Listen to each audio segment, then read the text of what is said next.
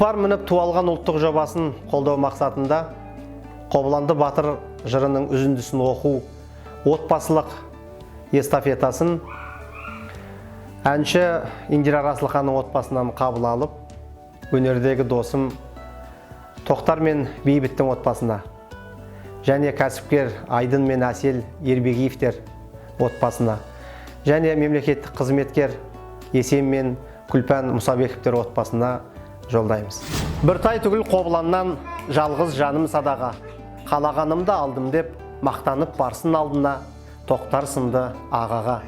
Байдың сөзін естіп, қаралатты көсілтіп, қайта шапты балаға, қалағаныңды берді деп, шыбын жаным құрбан қып, қара көжек арада.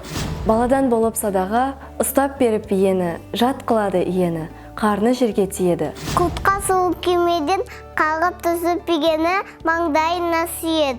Көшіне тіркеп жөнелді, көгала бие шырқырап, көбік шашып бұрқырап, емшегін бұлақ еді.